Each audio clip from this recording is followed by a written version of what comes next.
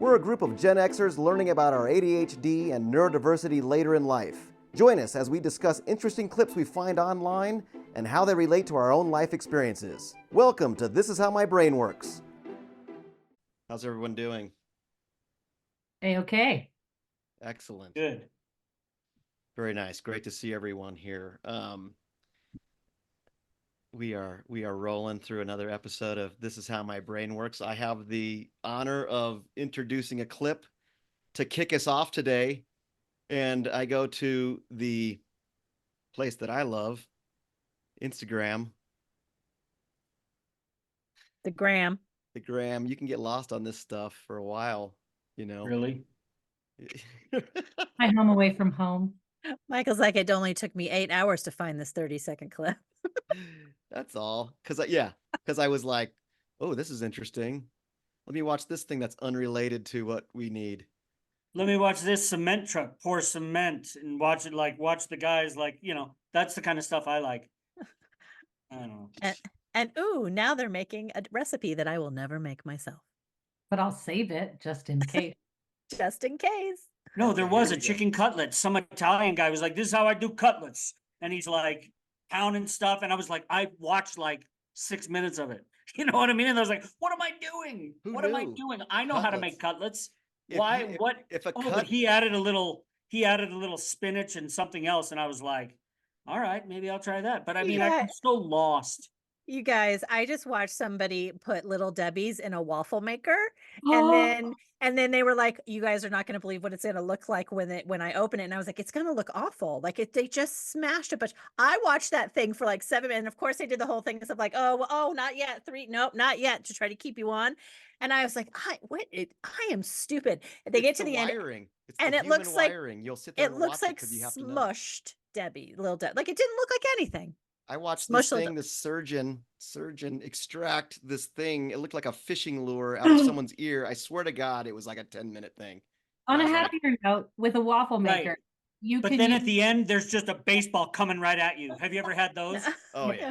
No, you Sarah, know what I'm saying? Like it's you watching, and then it's like, they're trying to give us the willies. They're trying to give us the willies, and I'm trying to get the feel goods, which you can put Red Lobster cheddar cheese biscuit. In the waffle maker. Girl. Well, I'm just telling you, I could have gone and gotten one of my kids' Little Debbie's and put it in a waffle maker and figured out what it was going to look like faster than watching that video. All right, now go.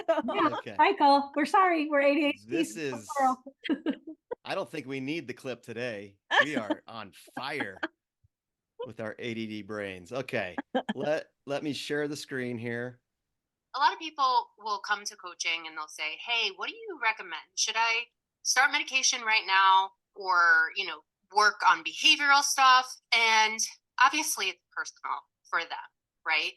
But like you said, skills aren't coming from pills, and it could help you focus, but it's not going to tell you what to focus on. So you have to understand what is a priority of yours to focus on, how you're going to focus on it. Like you said, there's lots of tools out there. And then if all that works for you, great. If still you need some more support, then fine. My whole family's on medication. It works for us, but we also have the tools. The reason I chose that clip was, and this was from ADHDoers on Instagram, and this was Audrey Stimpson and Coaching with Brooke.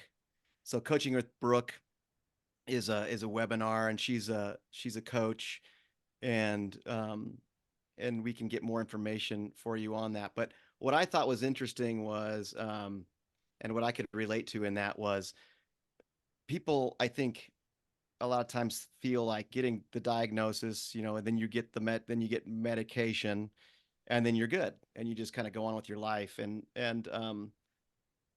I really related to her talking about, what did she say? Like the skills and the pills. Skills are not coming from the pills. I wrote it down. Oh, good. Yeah. Are not coming from the pills. There is, I think there's just the self-awareness piece. There is, there's the self-awareness and the education that you're doing for yourself. There's like the individual therapy if you're going to go that route. there's the peer group, peer community, and the medication is part of the thing. It's not like this, now you're good, because I can tell you that um, ADHD medication is helpful, but it is not a cure-all, and it is not something that inhibits me from, my becoming emotional. That emotional reactivity, spacing Or out something, impulsivity. getting flooded, getting overwhelmed. You do have to incorporate the skills in there as well. And I think that's a cultural thing too. I think it's like, oh, I'm on my high cholesterol medication. Give me that butter, you know. And so I just felt that like that was an interesting clip because it spoke to me, and uh, you know where those skills are just really necessary to have. She mentioned, I think she mentioned that, or maybe she didn't mention, but I thought she differentiated medication. Well, medication not being a tool. I can understand skills not coming from pills, but I believe that medication is a tool. I think I she was believe that saying that it's not. medication, I think she was saying like medication is not, um, like you don't have to get medicated. Like if you choose to get medicated, go do that. But it's right, it's still, helpful. The skills are what you need, but yeah, you determine for yourself. Everyone is an individual, and you of determine for course. yourself if you feel like you need medication or not. And she said, well, for us, we're medicated and it's helpful. It might not be helpful for someone else due to side effects, due to whatever, Go ahead. And then it's learning how to, if you are using medication, how it affects you. I know in my case, I never over medicate. Like I have a certain dosage per day, and I usually always under that. And I don't take, medication after a certain time. And I just know how it works for me now. But you're right. Sometimes it puts, your emotional, state is heightened. Things are very emotional. And sometimes because it's Adderall is a speed, right? It's a drug that incorporates that. And sometimes it feels like I'm going too fast. Like the plan that I've made in my head, like I'm skipping steps because I'm like, there's no Too stimulated. too stimulated. Yeah. Exactly Yeah. right. Where I'm like fumbling over my own feet. And So I need people to say to me, take a minute, slow down, just hold on a second. Because sometimes that part of it I can't control. I'm Krista, one what do of you got? those people that gets, I mean, literally every side effect. Like I've had so many doctors where I've gone in and gone like, this is what's happening after I'm taking a medication, and they'll go, that only happens to 1% of the people, and I'm always like, that's me. You So have baby dun dun dun dun dun dun, dun so diarrhea. so for taking any sort of medication for me is really something I think about a lot. Like, do I really need it? Am I really at a point where I can't, find a skill or find a hack or find something, because it screws with me. Like we talked about postpartum anxiety at one point, and one of the drugs that they gave me for that gave me brain snaps, which again happens to Whoa. only 1% of the people. But man, that scared the crap out of me. And so I think that for those that works for is great, and that there are a portion of the population, apparently only 1%, I'm so special, that that you're probably going to have a side effect that is kind of scary. So for those folks like me, it's nice to know that there's things that you can do that don't rely on medication. Good point. Sarah, what came Well, up for and you I on think that? as the older we are, I think the more in tune we are with our bodies and what medication does to us. I fear in a lot of medications being given to kids now that was never given to, age of 10 probably. A lot of different medications. And I don't know that they have the capability of expressing exactly how that's making them feel. And that can be a struggle, and certainly a difficulty for people who aren't sort of in tune yet with who they are and how things react to their own body. Yeah, I mean, and I think I don't know that I would know. I think that sometimes we can take it lightly. Like, especially, I don't know, I feel like, especially in this culture where it's like, well, I'll just take it and it'll fix the thing. I mean, we're very much like, I'll just take it and it'll fix the Yeah. thing. That's like, and the truth is that there are, when I was coaching with at Kaiser Permanente with the doctors, I would hear them talk about folks who had been on medication for a really long time, that once you hit your 50s, you really do need to go in and say, hey, can I lay out my medication? Can we talk about it? Because our chemistry starts to change as we get older, and we have to make sure that and our medications tend to increase often as we get older. So we do need to pay attention, I think, to what we're taking, and also not like I said, for those who need it, there's like no judgment here. It's also, though, we have to be mindful, because I think um we forget how powerful that stuff is over our brain chemistry and what it can really do. It really is powerful stuff. Sarah, what came up for you on that watching that video? The main takeaway for me is that something I've been drilled in my brain since I was a kid, which is that it's the medication with the talk therapy, and the talk therapy is the skill building. And one way that I have had medication explained to me, particularly like psychiatric medication or ADHD, learning disability medication, is that it's like our brains are those Zen sand gardens, and the rake has gone through and created grooves. And so our thoughts are the water, and the water hits the sand and it goes to the deepest groove because it's there.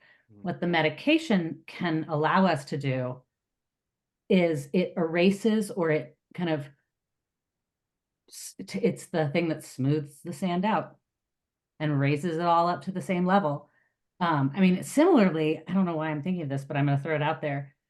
I've heard that with Alzheimer's, it's the oldest stuff that goes first, the deepest groove. So it's like, if our thoughts and memories are those deep grooves, Alzheimer's is like pushing from the bottom up and eroding those memories. So one protective thing for Alzheimer's is to learn new skills, because those are less deep than your deeper ingrained memories and behaviors. But similarly, medication can kind of lighten that bias towards previous behavior and allow us to make new choices in, that moment of feeling flooded. So Well, we this is those start grooves to are feel flooded, and we can say, oh, I'm feeling flooded. And because we're taking the medication, it's giving us that split second to stop and go, okay, I'm flooded. I can completely go to fetal position, or I can do, and that's where the talk therapy comes in. What are they teaching me to do? Maybe it's breathe. Maybe it's, redirect to a different thing. Maybe it's get outside and put my feet in. Maybe it's plunge my wrists in cold water, put ice, panic attacks, it's ice all over your face, et cetera, et cetera. totally. I mean, it's a those are like the skills, right? And you can't.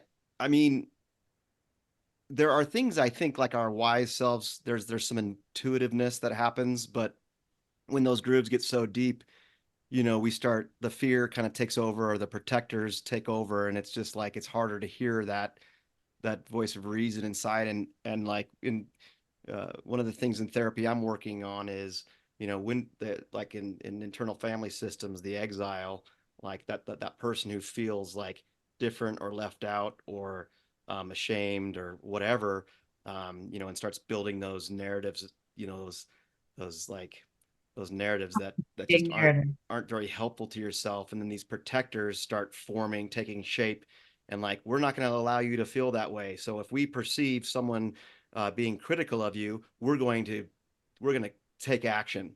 And so then that could be like, action could be like defensiveness or fetal position. And like learning about that, or having it kind of framed, having that objective person to talk through that type of stuff with is, I think, what is very profound for me. Some people aren't really into therapy, and that's totally fine, but there has to be something. You have to learn some of this stuff from somewhere. And that was very profound for me to learn these things like, oh, this is like you said, Sarah, oh, I'm feeling flooded. Like, okay, taking that moment, what's coming up and why, and moving. And this is being this is being medicated and having this happen, you know? Um, and still facing these challenges. So you do need to have those skills and tools. And I'll just mention, this doesn't have to happen now because I want some other input from y'all there. But like I just recently switched from Adderall to Vyvanse, and that's been kind of an interesting switch. So even if you're like going Oh from my God, I one want you to tell me all about it. Can moving on you to the next, stop and hear all about this right now? I will. But Rudy, I want to hear like what else is coming up for you from watching that. I mean, I just, it was, I've never found therapy to be overly helpful for me. Mm-hmm. I chose the medication route first. I mean, I'm in therapy, but I don't find it the most useful tool. I do need an outlet, and it's helpful. But medication, like Sarah, you were saying, for me, it's like I come in the morning and my entire desk is, you know, like folders, right? 1,000 folders on the desk. And what the medication does is it's like someone comes in and puts that all away in the filing cabinet for me. So I can start my day. It cleans it up for me because there's so much going on. There is, little things creep in and things you need to do and things you haven't been able to accomplish, but you needed to, things you needed to take care of, but you haven't, things you've been stepping over for a week that you should pick up and put away. That medication sort of focuses me on what needs to take place, and it is a great tool for me. And it cleans things up where I can, it's like a maid. I'd say it's like a maid who comes in and A cleans up. mental maid. She's miracle a pill. medication maid. Martha, the medication maid. I think that's a new way that the stimulant Write that medications down, Sarah. position themselves. Yeah, it's a whole new marketing campaign. I was about to say, you're going to see it in the But next it does. commercial. It What enables was it me again? to get I missed the things beginning. done. Medical maid? Medical maid. Mental and so I maid. chose, Mental made in a bottle. I would have never, my sister introduced me to the medication. I did not go seek it out. And I think I mentioned this before earlier, but once I tested the medication, she gave me a couple of pills and I took very small doses and I found a big difference. I found a huge difference. And then finally was able to get a script for that. But listened, there's plenty of times where I've been without it. Wait, just for legal disclaimers, that happened more than the statute of limitations ago. And I also do want to put out there, because it's happening a lot in the news right now, and it's coming out, and I'm just going to say it, is like, part of the reasons why I might have struggled with medication like I've had in the past is because they don't ever experiment on women with this stuff. Especially not white women like I didn't know us. that. Yeah. Yeah. Yeah. And so the truth is that I may never have been provided a medication that could have been right for me as a female of European descent. I don't know. Are you but speaking I'm more in terms of the stimulant medications, Krista, or any of them. There have been the majority of the stuff that has been FDA approved. I mean, everything from almost every type of drug possible. They do not test traditionally. They do not put women in on any of the medical tests that's just historically speaking. They don't do that. When they came up with the diagnosis of ADD and ADHD, they did not put a single girl through it, not one. So this is all research done from through a male lens, and our bodies are different. If you want to be really depressed about this topic. And as fathers of daughters, you probably should, and as humans that know women, we should all know this. It's called, uh, crap, the book, it's a Women, the Gender Data Gap. And basically, it's a whole book by Christine Prieto Perez, and we can put it in the show notes, that talks about how profound and systemic this data gap is about women and how much we just do not know. That's We horrible. like from car test dummies, Mhm. none of them are tested on the size of a woman, And that's why women die more in car accidents. to all of our pharmaceuticals, to you name it. Okay, should we just stop here and go? Well, alrighty then. That's Anyway, that's So, Right, on a no, let's freak it out. We can't just end there. yeah, well, we got 7 minutes to lighten it up. well, Lighten what I was stuff just gonna up. say quickly is that Oh, I've yeah. been without the medication because of shortages, recent shortages. And I several months without it. And I was How are you fine. doing? Huh? How are you doing? Sorry, I didn't mean to interrupt. Fine. I mean, fine. Really? Yeah. But I'm still trying to get it. I'm still trying to get it. Do I you got a think- guy. No, I'm just kidding. Do you think, having taken it for as long as you've taken it, that you have incorporated some behavioral changes, like I was talking about, like it lifted the sand up, allowing you to, when those feelings or behaviors happen, you sort of have a different tool belt, or a bigger tool belt to grab from, to And you're- respond? It's kind of like Like, the neuroplasticity, right, Sarah? Yeah, I mean, I'm actually surprised that I was really expecting you to say it's been really hard and for you to get emotional, and you're not. And so I'm curious about that. Well, no, it's not easy.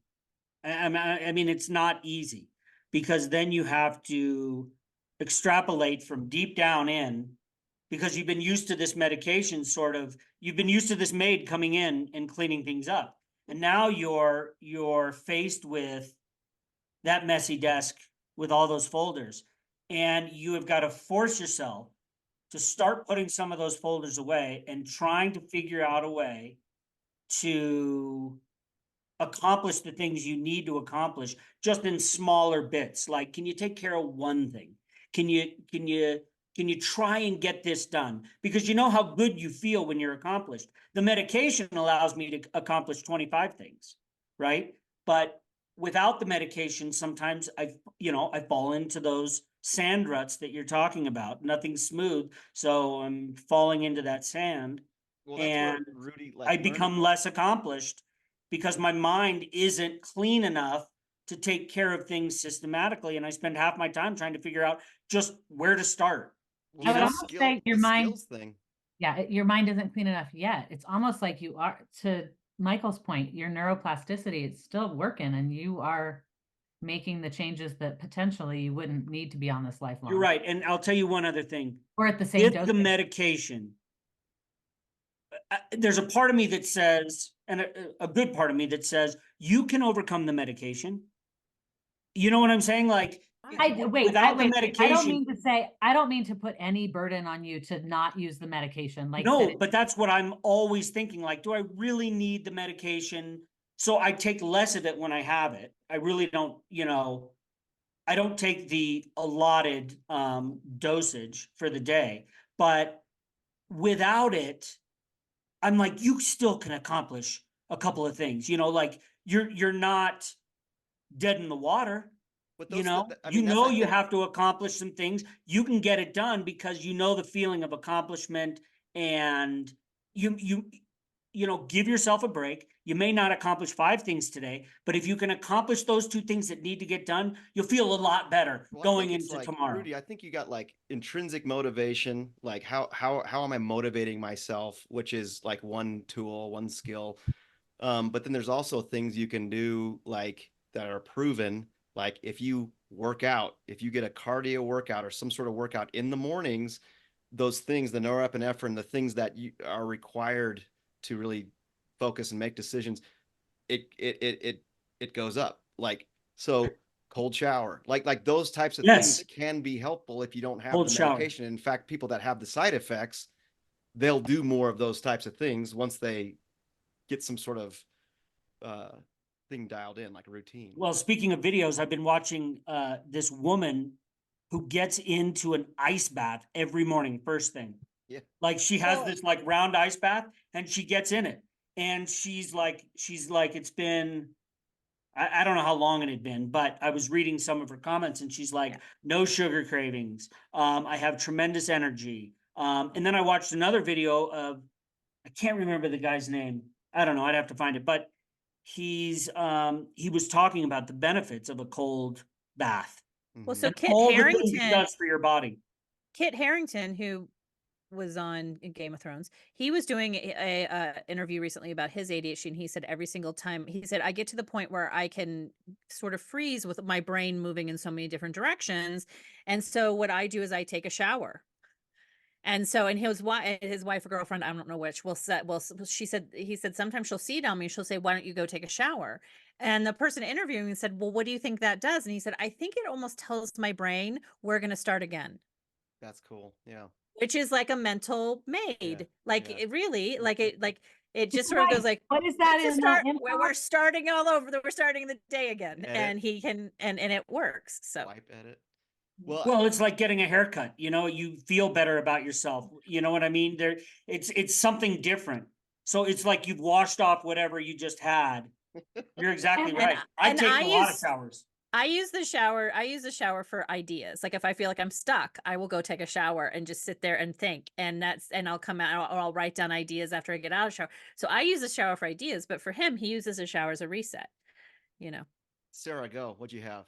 It's maybe too big for the minute we have left, but it was, what does your family or people close to you say about you not being medicated the last month? Is there feedback from them on changes in behavior? Good question. Ooh, No, I mean, I'll just be very honest with you. That's why he's in We've got a lot of situations in the family, kid relationships and a lot going on. And so there's a lot of therapy going on. We've So got, maybe it's been impacting it, so give yourself a break, or maybe it hasn't, and give yourself some kudos. well, Either give what I'm yourself some love. trying, well, and thank you, Sarah, but what I'm just trying to do is I am trying to utilize some of the things I've learned in therapy as far as, being a productive family member and a loving family member. And I'm still able to, I'm really focused on those things. And medication has nothing to do with that. Do you know what I'm saying? It's just my personal day-to-day things where the medication helps me, do my own. The family, that's kind of a separate thing, but there's no effect, I should say. If That's you're the better answer. regulated, if you're within a window of tolerance and regulation, then you're better to serve your family. All right. So we've got this. So our timer went up, right? I didn't know it was going to make a sound. Did it? I didn't hear that. So what we're wrapping now? We're doing a little, Yeah, each one of us can do a little wrap. Oh, no, I think we could just wrap out this time. Oh, that's it? I thought the timer went off and then we kind of did a little summary of our You do. experience. That's you. Go oh, Oh, for that's it. me. Okay, well, so I really enjoyed this discussion that we had about like medicating, and I think it really did bring out like things like side effects, and then just these studies, not including women in these trials and stuff is just like it's got to be. I mean, it's just very frustrating. Just to like I'm going to try to make this super brief, but I did mention switching stimulant medication. I'm someone who chose to go on medication. I do see the benefit of having a therapist and having and learning these skills and tools to go along with the medication. But switching from Adderall to Vyvanse, which is they're both stimulants, but Adderall, your body metabolizes it right when it goes in, even like an extended release type of situation. In Vyvanse, it metabolizes differently.